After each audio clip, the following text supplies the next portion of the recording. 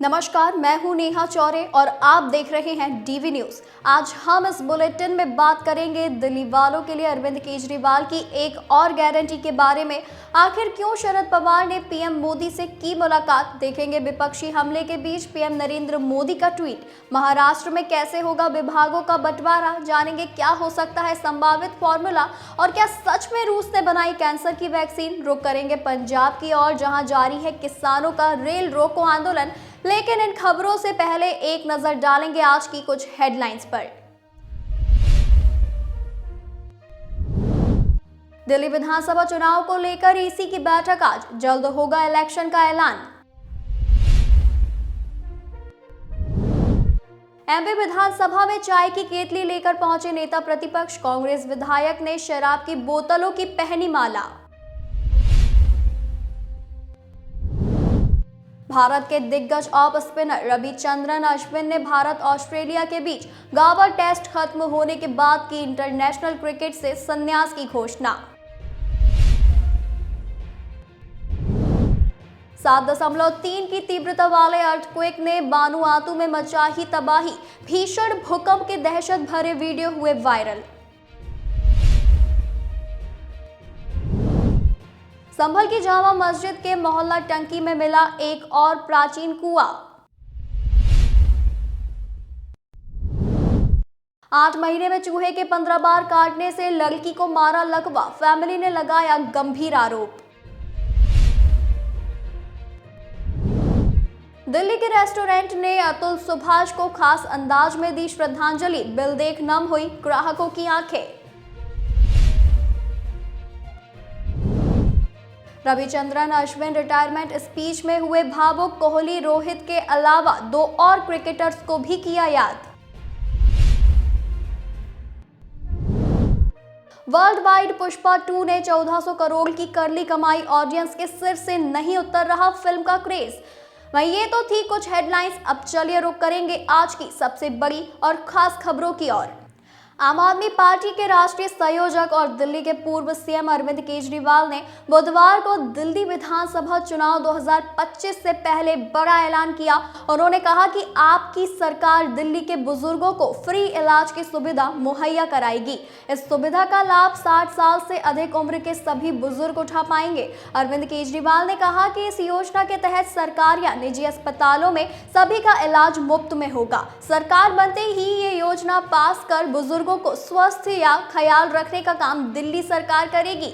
इसके बदले में दिल्ली के सभी बुजुर्गों से अपेक्षा है कि आशीर्वाद के रूप में मतदान के दिन आम आदमी पार्टी का समर्थन करें। आप प्रमुख अरविंद केजरीवाल ने यह भी कहा कि हमारी सरकार अमीर और गरीबों में कोई भेदभाव नहीं करेगी, सभी का इलाज फ्री में होगा। बुजुर्गों का रजिस्ट्रेशन शीघ्र शुरू किया जाएगा और जल्द ही सभी को आई कार्ड जारी किए जाएंगे। आप प्रमुख अरविंद केजरीवाल ने आज सुबह अपने एक्स पोस्ट में लिखा था कि आज दोपहर 1 बजे बहुत ही महत्वपूर्ण घोषणा करने जा रहा हूं। ये घोषणा हमारे बुजुर्गों के लिए होगी और दिल्ली मॉडल में एक और मील का पत्थर साबित होगी। वहीं पूर्व कृषि मंत्री और राज्यसभा सांसद शरद पवार ने संसद भवन में बुधवार यानी 18 दिसंबर को पीएम नरेंद्र मोदी से मुलाकात की। इस मुलाकात के बाद पवार ने कहा कि उन्होंने अनार के किसानों को लेकर बात की। वहीं सूत्रों ने बताया कि पवार के साथ सतारा के 2 किसानों ने अनार का तोहफा पीएम मोदी को भेंट किया। शरद पवार से जब पूछा गया कि क्या महाराष्ट्र की राजनीति पर बात हुई तो उन्होंने कहा कि नहीं, कोई बात नहीं हुई। शरद पवार की पीएम मोदी से ये मुलाकात ऐसे समय में हुई है जब हालिया महाराष्ट्र विधानसभा चुनाव प्रचार के दौरान बयानबाजी में तल्खियां देखी गई थी। इस चुनाव में वहां विकास अघाड़ी को करारी हार का सामना करना पड़ा था। शरद पवार की पार्टी एनसीपी उद्धव ठाकरे की शिवसेना और कांग्रेस के साथ एमवीए में शामिल है। संसद में डॉक्टर भीमराव अंबेडकर को लेकर बयान पर बवाल मच गया है। कांग्रेस समेत विपक्षी दलों ने बुधवार को संसद में जमकर हंगामा किया। इस बीच प्रधानमंत्री नरेंद्र मोदी ने खुलकर गृह मंत्री अमित शाह का बचाव किया और विपक्ष पर हमला भी बोला। आपको बता दें, पीएम मोदी ने एक्स पर लिखा कि डॉक्टर अंबेडकर को लेकर अमित शाह ने कांग्रेस का पर्दाफाश किया है।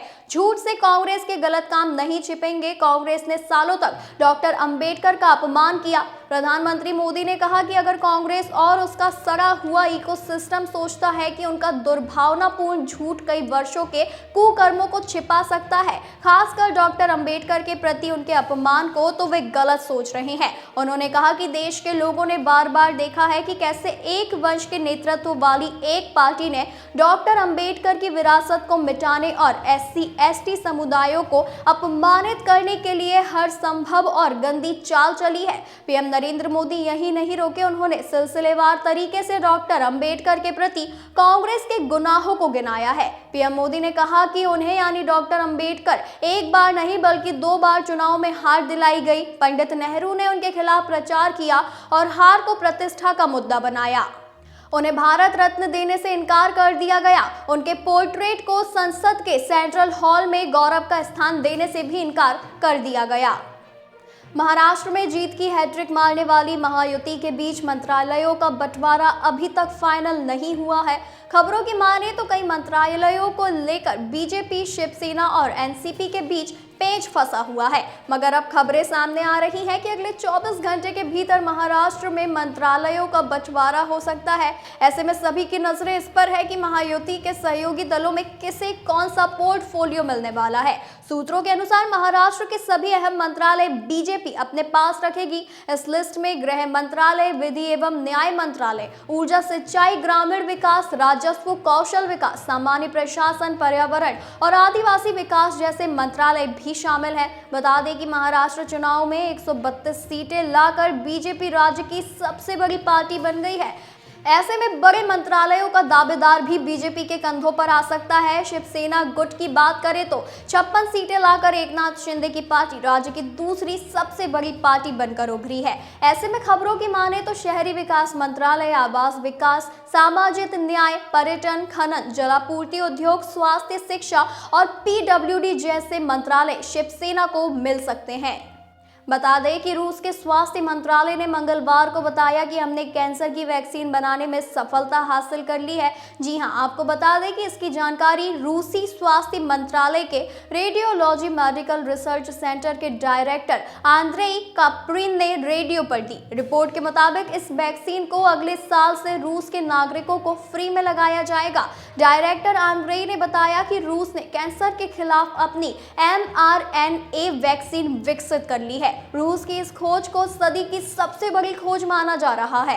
वैक्सीन के क्लिनिकल ट्रायल से पता चला है कि इससे ट्यूमर के विकास को रोकने में मदद मिलती है। इससे पहले इस साल की शुरुआत में रूसी राष्ट्रपति व्लादिमीर पुतिन ने बताया था कि रूस कैंसर की वैक्सीन बनाने के बेहद करीब है। आपको बताते चले कि भारत में 2022 में कैंसर के 14,13,000 नए केस सामने आए थे। इनमें 7,22,000 महिलाओं में जबकि 6,91,000 पुरुषों में कैंसर पाया गया। 2022 में 9,16,000 मरीजों की कैंसर से मौतें हुई है। वहीं पंजाब में शंभू बॉर्डर और खन्नौरी बॉर्डर पर चल रहे किसान आंदोलन के समर्थन में आज 3 घंटे के लिए ट्रेनें रोकी जा रही है। 48 जगहों पर किसान दोपहर 12 बजे से ट्रैक पर बैठे हैं। 3 बजे तक प्रोटेस्ट भी चला। कई जगहों पर किसानों के साथ महिलाएं भी झंडा लेकर ट्रैक पर डटी हुई नजर आई। रेलवे ट्रैक जाम होने की वजह से दिल्ली पठानकोट एक्सप्रेस को लुधियाना के ढंडारी कला में रोक दिया गया है। अमृतसर, जालंधर और होशियारपुर में सबसे ज्यादा धरने दिए जा रहे हैं। आपको बताते चले कि रेल रोको आंदोलन का ऐलान 14 दिसंबर को किसान नेता सरवण पंधेर ने कर दिया था। खनौरी बॉर्डर पर चल रहे किसान नेता जगजीत सिंह डल्लेवाल के आमरण अनशन को लेकर संयुक्त किसान मोर्चा यानी SKM ने आज इमरजेंसी मीटिंग बुलाई है। ये मीटिंग थोड़ी देर में चंडीगढ़ स्थित किसान भवन में होगी। इसमें डल्लेवाल के संघर्ष को समर्थन देने का ऐलान हो सकता है। इसके बाद शाम 7 बजे गवर्नर से मिलने का प्रोग्राम है। पहले ये मीटिंग 24 दिसंबर को रखी गई थी, लेकिन किसान नेता जगजीत डल्लेवाल की बिगड़ती सेहत को देखते हुए मीटिंग का समय बदल दिया गया है। वही ये तो थी आज की कुछ खास और सबसे बड़ी खबरें। ऐसी ही और भी खास खबरों के लिए जुड़े रहिए DV न्यूज़ के साथ।